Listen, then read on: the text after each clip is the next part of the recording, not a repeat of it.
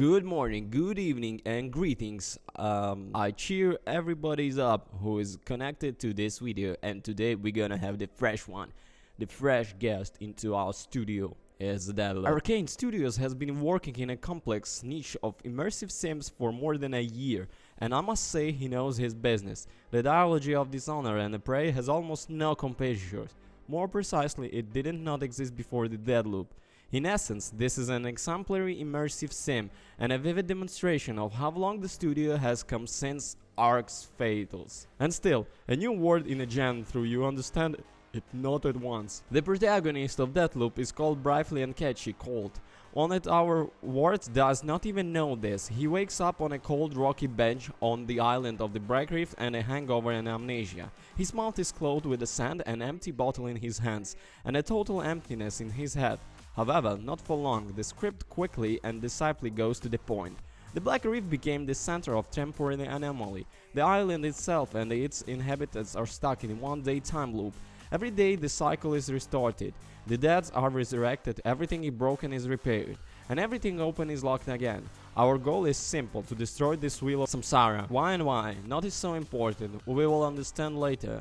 To do this, it's enough to kill 8 people is one very long day. Well, not to be killed yourself, of course. After all, the island is ruled by so-called ideologists who live in their own little paradise, where actions are never followed by the consequences. And how they don't want to change anything, let alone die.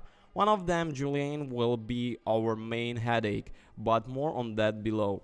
Who rides dips right now on the air? What connects us to Julian and the other inhabitants of the island? What else is Eon Project? Why does the amusing at first glance work of eternal hedonism so quickly become like a gloomy anti-utopia? What's with some rocket plane here? Questions keep popping up and seems like an eternity to answer them all. Fortunately, we have it.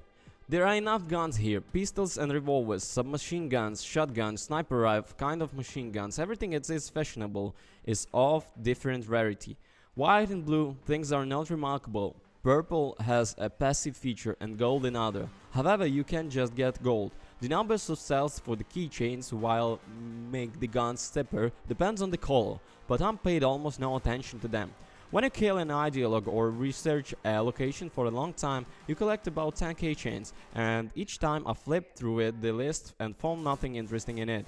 Bonuses are either boring or seem completely unnecessary. Bullets pierce through the enemies. I don't remember that it was very useful. Accumulation of shots at randomly noticeable increases. Yes, it seems to be so decent. When hit, enemies not only take damage but also lose energy, and they have energy. You aim even faster, no claims to standard speed. There are good keychains, like those that increase the clip of increase the rate of fire, but you can live without them.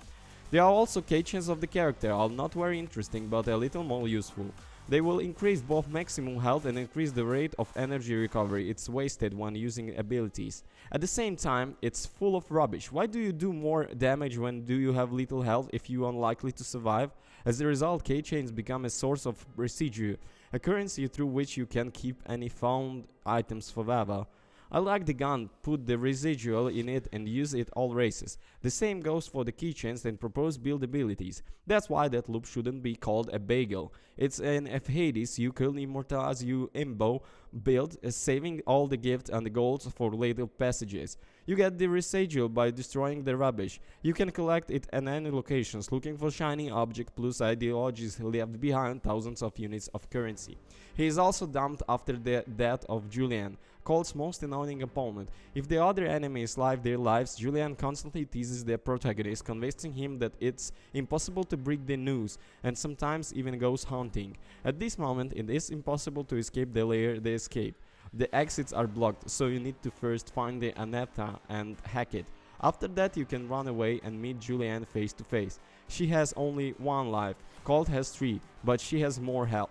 When I added the review to this paragraph, I could not decide on a segment. Which project in classic genres, everything is usually clear, but here the game is so unique, and to use the standard scale in the case is difficult and unusual. That loop's brilliant idea is one of the best time loops in the industry. It's not boring to go through the same locations as the character becomes stronger, and since it's arcane, the design is here great. Everything is stylish, the effects are colorful, and the locations give more freedom of action. Any task can be performed in different ways. While the English voice acting is quite chic, the localizations is also good, but in the original the actors for the Colt and Julian are amazingly selected. At the same time, the game is not perfect. A big piece of history is hidden in notes and audio files. If you don't like to read and listen, you will not pass you by.